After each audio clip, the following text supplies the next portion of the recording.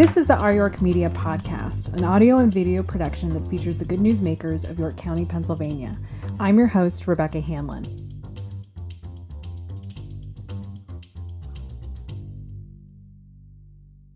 This episode is the second and part of a workforce development series that examines the need for employment in York County.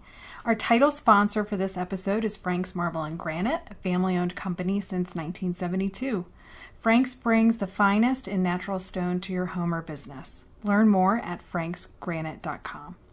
Our supporting sponsor is Red Oak Remodeling. We appreciate the support of our sponsors as they help create opportunities for these important conversations. And today we're sitting down with Kevin Appnel of York County Alliance for Learning, or better known as YCAL, and Shonna Cardello of White Rose Settlement Services, who is here wearing her hat as president of the York Builders Association. Thank you both for joining us. Thank you. Thanks. So, wanted to discuss partly in this partnerships, because there are a lot of entities in York County that are working together to address workforce development, but also within your own organizations, you've obviously looked at opportunities to kind of address some of the issues that are out there. So if you could kind of each, we'll start with you, Shonna, introduce yourself and maybe talk to us about how York Builders Association identified that it wanted to get involved in workforce development. I am Shonna Cardello, president of White Rose Settlement Services, and more importantly, president of the York Builders Association. We decided a few years ago during strategic planning that it was going to be important for our members to be able to find workforce development. There was just nobody coming into the trades. It was not being talked about at the schools, and it had a negative connotation to it that you were going to be living not a luxurious life, and you couldn't make enough money there. Mm-hmm. So we had a lot of members that they have retiring workforce, the baby boomers retiring, and there was nobody to replace them. Yeah. So we've been partnering with the York County Economic Alliance, taking over construction career days. I think this is our second or third year. Mm-hmm. And then also YCAL, along with several other member companies. Your membership base at the Builders Association, can you talk to us about those industries that are represented? I can. So we have two classifications. We have builders and then we have associates. So builders are obviously home builders, which there's not many true home builders left. We also have electricians, roofers, plumbers, anybody, carpenters, people with the trades. That would be considered a builder member. Okay. An associate is somebody like myself. So with a title company, or a bank that does lending. Mm-hmm. We have insurance companies. They're the associates. Okay. Very good. And Kevin, tell us a little bit about your role with YCAL and maybe just a brief intro into terms of the workforce development that you do. Sure. So York County Alliance for Learning, our main goal is to act as an intermediary organization, and who we're going between are educators and employers. And that's really our mission, is to make sure that those two organizations are continuing to communicate and are understanding what each needs are, and to make sure really that our part is to then create programs that help engage those two parties. Realistically, we're relying on the counselors and people at the school to push out information to the students. It'd be too hard for us to reach the 60,000 students in York County. And we're focusing mostly on high school. Okay. We're kind of starting to pull back a little bit into middle school as well, just to get them a little earlier. But realistically, our goal is to create opportunities that they're going to be able to find out what's out there, explore different careers, develop their careers, and then hopefully have them transition into the workforce, whether that be immediately after high school or whether that be through some form of education beforehand, apprenticeship, 2-year college, 4-year college, trade, whatever it is, just to get them to transition then into the workforce. So naturally, we're trying to figure out what the workforce needs are, because we're not looking to kind of push students into a career path there's not a job waiting for them. We're really trying to fill in the areas for our local area. We're trying to fill in those spots that are needed, such as there's a lot of focus on the trades right now, because we know trades, manufacturing, they're really in need for employees, newer employees coming out of the workforce. So that's we're very aware of that. Always try to keep an eye on kind of backfilling that labor need. Okay. So can you guys talk to us a little bit about the workforce need that you've seen and identified through your own roles? Shonna, if you want to start. So 2 to 3 years ago, when we took over the Construction Career Day from York Economic Alliance, that really kind of started the whole workforce now. There's been a national trend with it also, but we kind of took the ball and started rolling with it locally. There's such a need from our roofers. So we had meetings and our roofer said, well, I'm paying $5,000 bonus just to hire an employee. I was like, whoa, okay, this is very serious if they're willing to pay bonuses like that. So we decided with Construction Career Day, it's when the students go into the schools for a day. We usually do it in April. And we had 9 schools participating this year with about 80 to 90 students. And for example, Frank's Marble. Carmen has them into his building. He has them see what's going on, what working in the trade would be like. They get to touch and feel safely, obviously, but touch and feel, see if they'd even like it. We have several sponsors that do that in several companies. So that really kind of started the ball rolling. And people coming to Laurie and Melissa telling, our executive officer telling us that they needed skilled trades. For every 5 retiring skilled tradesmen, there's only 1 person coming in to fill that need. So that's kind of why we started things. And I said the Construction Career Day really set us on the ball rolling. And then when I took over as president in January, that is my main focus as the workforce now, is to really get the word out and about. And I know Workforce Now under the York Builders Association is fairly new, but can you talk to us about the mission of it? The mission, actually it is, October of 18 we started the initiative, and it is to connect people together, to raise awareness of the trades, to connect people together, to educate parents and educators and counselors and students about the need and the cost that, you could be an electrician in York doing your apprenticeship and come out making $60,000 with no school debt. Now, obviously, you want a 4-year college, that's wonderful, but not everybody does or can. So there are many options for apprenticeships, internships, and just to encourage that information was the original purpose. We have a website dedicated to Workforce Now. It's on our main website, yorkbuilders.org, and it has jobs that are available for members or students. It has internships. It also has mentorships that are there. We have a toolkit that you can look at to see the resources and how you can find out more information. We have member listings, so if you want to get in touch with a member, you can do that. So it's just, again, trying, like YCAL, pulling everybody together, trying to get the word out and about. Yeah. Kevin, can you talk to us a little bit about some of the stigma that you've seen? Because you work a lot with, the educators and then kind of directly with parents and that. So what does that look like? Yeah, or has it gotten better? That's a perfect question, because this is I always preface this whenever I get a chance to talk to, whether it's employers or usually it's parents. I say I'm going to get up in my soapbox for a minute, and the thing I hear the most when I sit down from employers is, and I'm loosely quoting the sort of graphic example of, you need to tell these schools to stop shoving 4-year college down these kids' throats. Like I've heard that in some iteration multiple times. And what I can tell them in all honesty is that that's not happening at the schools anymore. I've not seen a school that's doing that. Literally 1 week ago today, I was in front of, I was at Downtown High School's cafeteria, and they were prepping us to do mock interviews for their sophomores. It was their second to last day of school, and they were actually very focused. I interviewed 5 students, and they did awesome. But Dr. Dyer, the superintendent there, stood up and said, so we've identified at Downtown, and many schools have across the county, that 4-year college is not what it used to be. It doesn't quite have the return that it used to, or at least as quick of a return as it used to. And he said, we're trying to find options for every student. And he was asking us to just keep that in mind, that not all these students are college bound, and they shouldn't be treating them as such. So realistically, at the schools, we've seen a lot of development. I'm sure it wasn't like that 5, 10, 15, 20 years ago. But we're seeing a lot of the schools acknowledging there is a sort of shoe for every foot.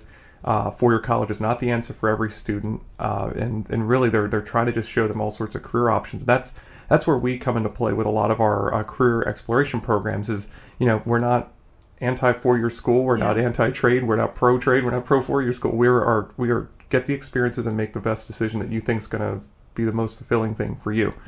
That being said, we're not fighting against the schools. We are, however, fighting a little bit of an uphill battle with some of the parents who did grow up in the generation of schools saying it's 4-year college or you're not going to have a very good lifestyle. Yeah. And that's just not true anymore.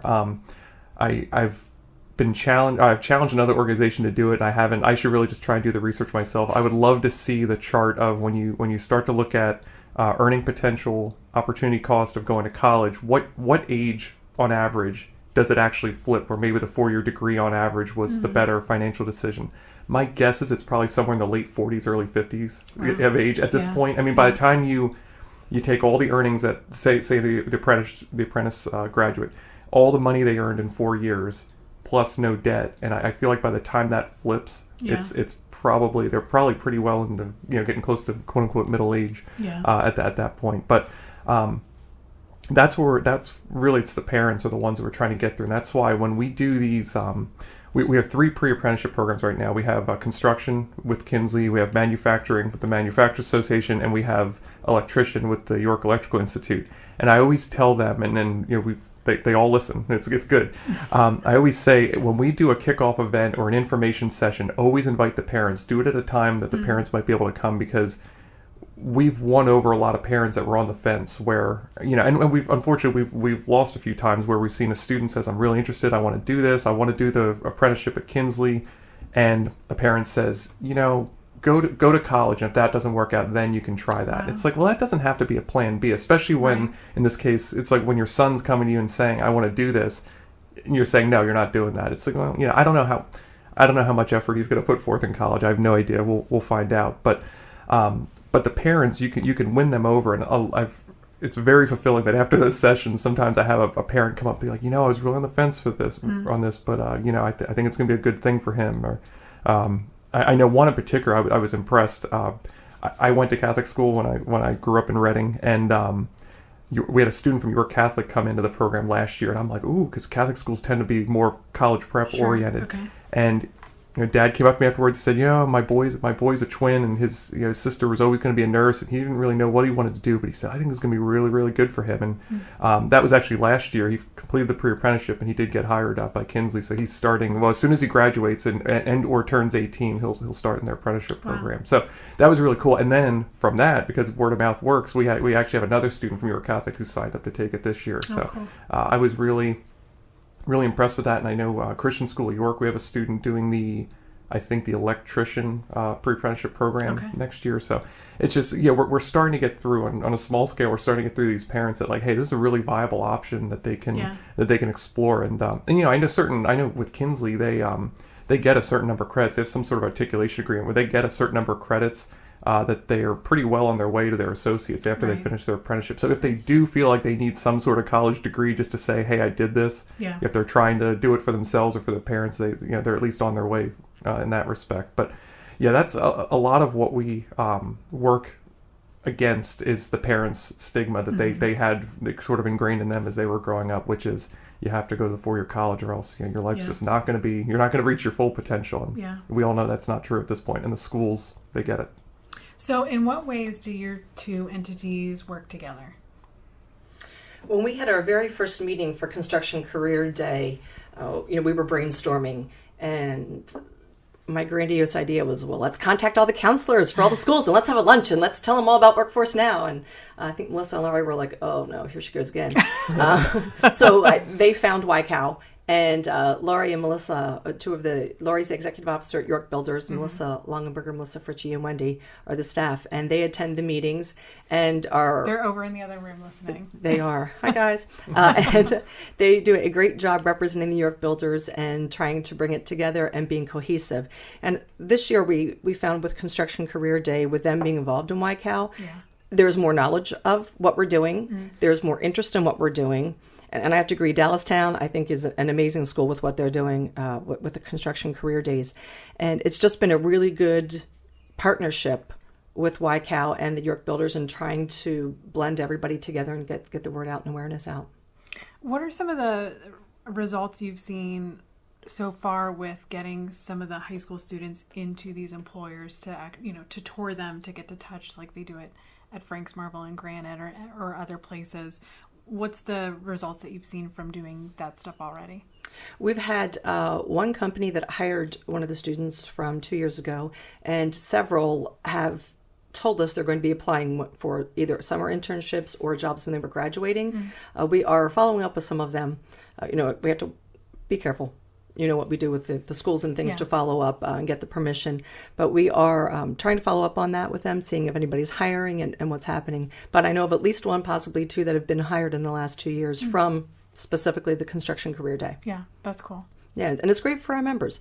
They have a pool to go to pull from, and they know that they're getting some qualified students who are actually interested. Instead of going to a job fair where they have 100, 200 people coming through and nobody's really interested in being a roofer or cabinet making. They are actually getting qualified candidates, which has been the best thing for our members. Okay, interesting. So why are partnerships important when addressing workforce development?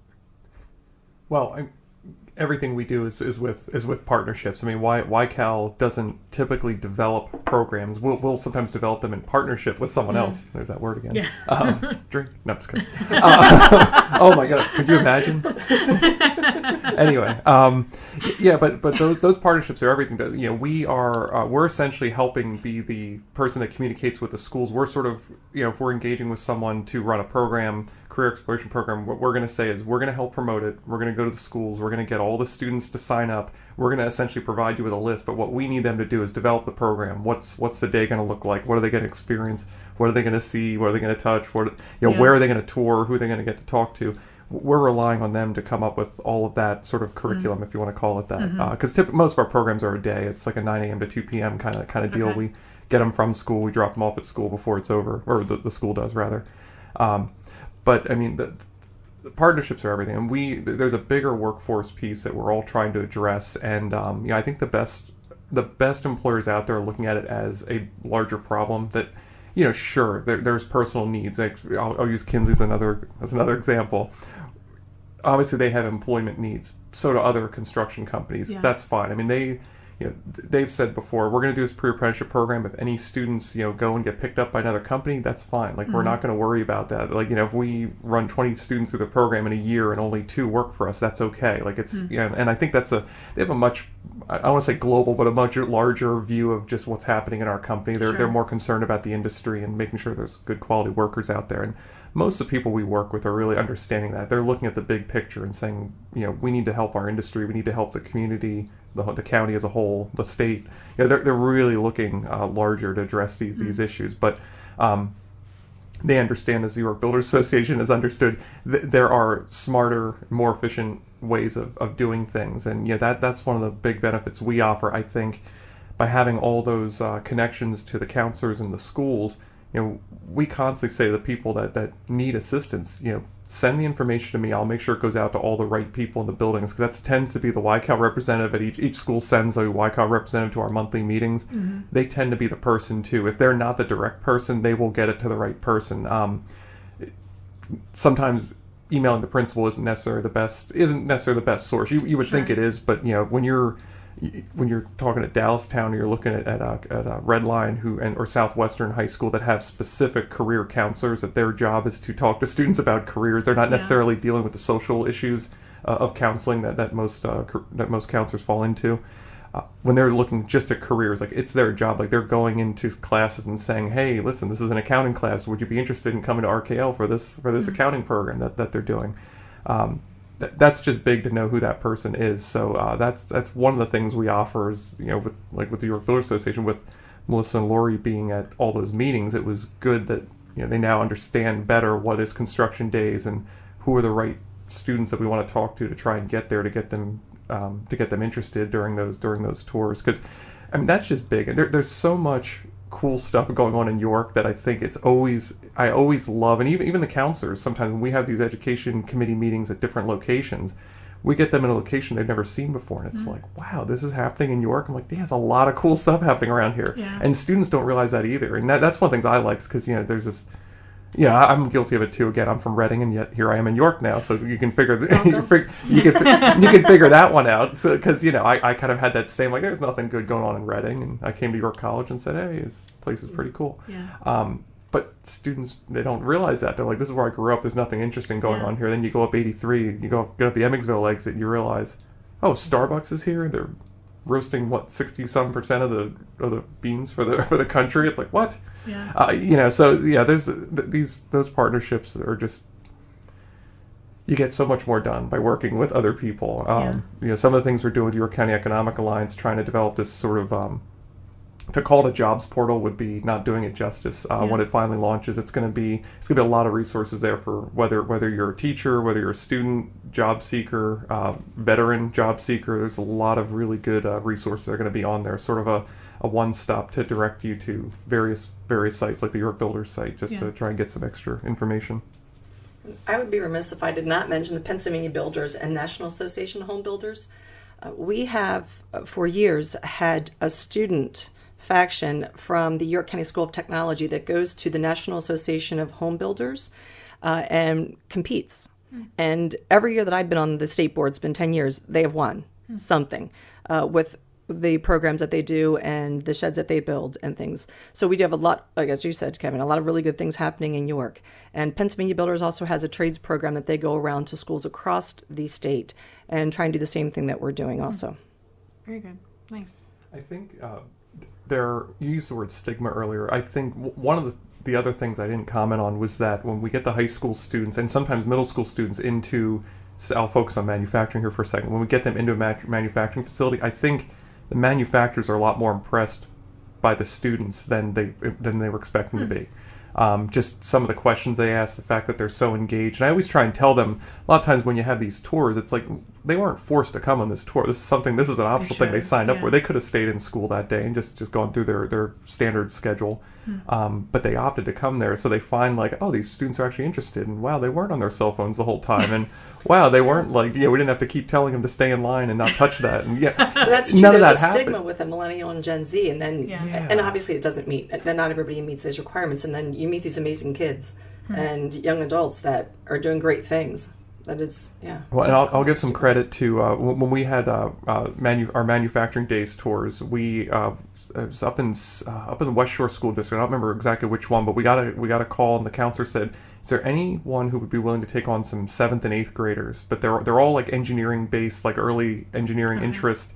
Would anyone be willing to take them on?" It's like, ooh, like, some of these places don't even want to take freshmen because they're too immature. We don't want to. Okay. So I said, well, let me check, and I'll give credit to them. New Concept Technology up there near Evansville, up in Manchester. They said, it's not a yes, it's a we'll talk about it. And in a couple of days they got back to us. They said, okay, we're going to try this. Okay. And the feedback was, anyone who's questioning whether we should take middle school students, tell them to call us. They had some of the best questions we ever heard. They were the most interested, the most excited.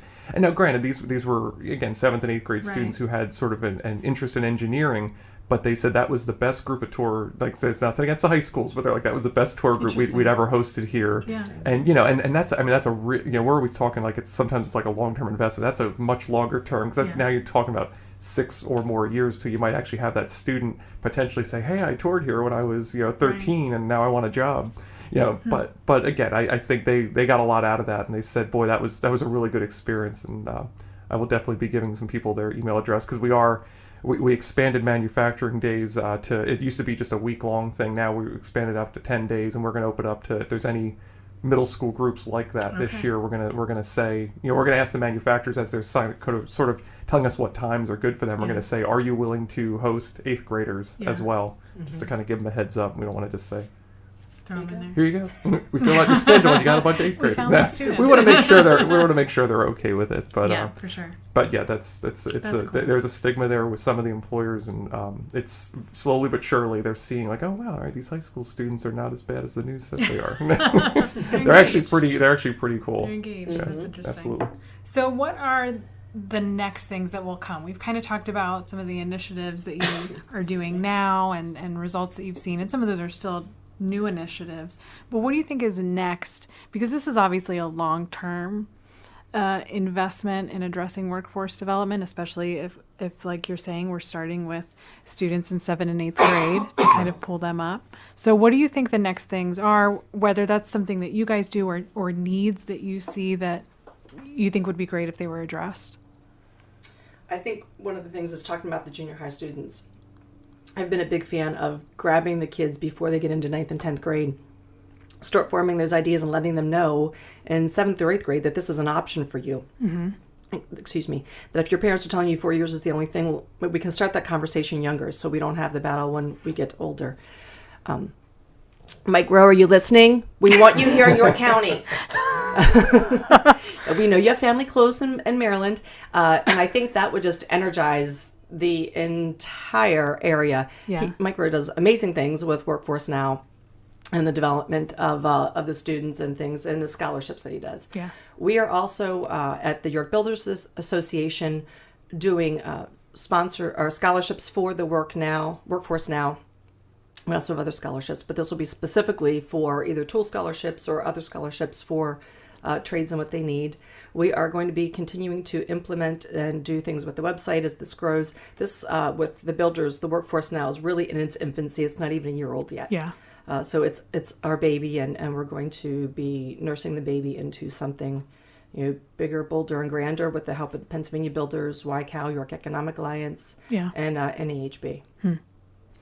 One of the things that's helpful, that's sort of driving some of that earlier engagement, is, believe it or not, I'm going to say this out loud, some state legislation that is actually helping this situation between Chapter 339, Future Ready PA. There are it's a K-12 guidance plan, really, is what all the public schools have been challenged to come up with, and I will say, having run several information sessions, because again, partnerships, believe it or not, there are now partnerships with school districts where we're trying to bring them together and say, hey, we're going to get together and have a collaborative session on some of these plans that you're all coming up with, Future Ready PA or Chapter 339.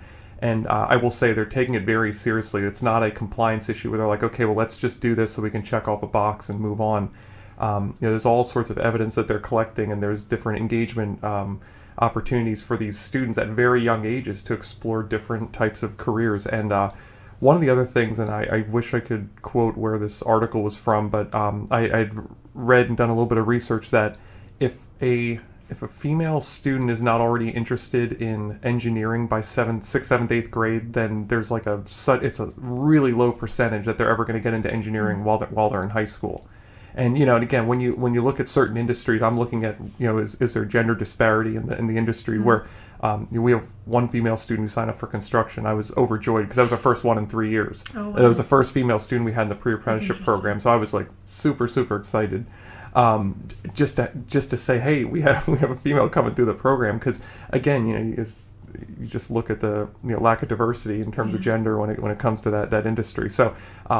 I'm hoping that'll work out really well, and that others will see that, and she'll kind of be a little bit of a trendsetter. But I lost my train of thought. It's an interesting stat to realize that it is really important to get into those students early on. And as that legislation I'm back on track. Okay. As that as that continues to go into effect, and as we're starting this, I think over the years we're going to see things improve. They're just going to get better and better when it comes to students at a younger age probably having some sort of a general idea where they're going, because there is a time by high school sometimes it's too late. I mean, we had an engineering program that Penn State York hosted, and they had an advisory panel set up with a bunch of employers, and one of them said, everyone here is interested in engineering. They're all like, yes. And he said, is anyone a junior or senior, and have you taken physics yet? Who hasn't taken physics? And a couple people raised their hand. He goes, you guys might be behind the 8 ball. He said, you may want to, he said, come talk to me after this panel's over. He said, because I want to give you some advice. Because he said, if you're finished up your high school career and you haven't taken physics yet, he said, you're in some trouble when you get into college. And he said, that's just the reality. I don't want to scare you. Yeah. But so I think they're identifying that a little bit earlier and making people aware of career decisions. And my daughter is 8, and it's funny, I had this, she wants to, since kindergarten, she's wanted to be an art teacher. And one day she was there playing with Legos, and she built something really cool, and I said something about, she said, I think I want to draw a picture of it too. And I said, hey, I was like, I'm just throwing it out there. I said, being an art teacher is really cool. I said, there's people that draw buildings, and then the buildings actually get built by people. And she's like, what? She looked at me like I just blew her 8-year-old mind. She's like, what? I was like, yeah, it's like an architectural designer. She's like, what? Okay. Yeah. So That's cool. hey, she's 8. So I think there's plenty of years for her to change her mind or develop. But it was just sort of like, I was like, hey, we just did a career awareness exercise. I just made you aware that there's an architectural design. Well, she at that age is probably relating it to what she's familiar with. Sure. So she goes to school every day and correlates that as a potential career. But when would she have been exposed to architecture? Right. Yeah, and I know they did. I was actually it was indirectly related. Mrs. Albertson, who's at West York, where my daughter goes to school, she had gotten some funding actually through a YCAL Innovation Grant. She did this sort of like a STEM camp after school, and students could sign up for it if they wanted to. I think they got like 20 or 30 students, my daughter being one of them. She decided to sign up for it. And they did a lot of STEM activities, and my daughter was like, that was like the coolest. Like, she just thought it was really cool. So she's kind of going on that track right now. We'll see how it ends up. But we're seeing more and more of that with these students at a really young age are getting exposed to different careers and like, hey, isn't that cool? And it's like, hey, there's a job that you could you could do something like that all day if you wanted to. So that's it. The earlier we get them, the better. And that's I'm seeing that the schools are really helping with that, and I think we'll continue to reach back, so to speak, to not just focus on the high school students, because in some cases, seniors sometimes are signing up for these career exploration programs, and most of our numbers come from the junior class. It's almost like a perfect bell curve when it comes to sophomores, seniors, and then the majority of students we get signing up are juniors, because that's really where they're kind of making their final push to decide, what do I want to do? What do I want to do with my life? Because I don't want anyone going to college for something and then saying, oh, I don't like this at all, is a bad idea. We see that where sometimes people go to school to be a teacher, and their first classroom experience, they're like, oh wait, I hate students. I shouldn't be here. I don't like these kids. I don't like kids. It's like, you didn't discover that in the last 4 years or 3.5 years of your college experience. No, it happens, but we want to avoid that. We don't want people. It's not good for the community. It's not good for the economy to have someone be in some large amount of student loan debt and then not having a job that's able to pay back those loans, and to possibly have to go to school for something else than to say, well, now I don't want to do that. I want to do this. So that's a lot of what we're doing, is trying to get people directed to their eventual career sooner and more efficiently. And hopefully cheaper. And once the York Builders has the construction career day, because again, we had just finished our second year on it, so we've been tweaking and doing things, and the Economic Alliance had done that before, but when we took it, we tried to narrow in, and I think now we're looking broader also, of maybe in the next year or two, once that is rolling and we have more schools signed up, that we can look out to the associates in our membership. So is there somebody that thinks they want to be an insurance agent, an accountant, a title agent? Hey, no. That they can come into our offices also, and it's not technically in the trades, but it's still a member benefit. It's getting the awareness out, as Kevin had said, to them younger, and mentor. See what you like to do. If you like it, great. If not, it's okay. Yeah, figure it out. It's always funny. There's certain careers that I find people, they don't know about until later in life. So like Gladfelter Insurance hosts an insurance program for us, and it's like a running joke, like the panel of people, because it kind of has like almost like a round robin where someone comes in and talks for 20 minutes and they switch to another department. They come in, and it's always like a running joke. It's like, so what did you go to school for? Insurance, right? And it's like, no, I was an art major, and I ended up doing underwriting. Or like, no, I was going to be a math teacher, and I heard about actuarial science, and now I'm an actuarial assistant. And it's funny, just insurance, and I'm sure you run into that in your industry too, where it's like it's almost like a second career for people, because they just weren't aware of it. Maybe they didn't. There was no awareness. You don't go to school to become an insurance agent. You do not. Right. Yeah, you like buy your first house, or you get car insurance. You're like, wait, what do you do? Oh, interesting. Yeah. Things you're just not aware of when you're 17, 18 years old. Yeah, that's interesting. Very cool. Well, thank you both for coming on and talking about what you do. I really appreciate you making the time and sharing some of the efforts that you've done to address workforce in your county. Thank you. Cool. Thanks.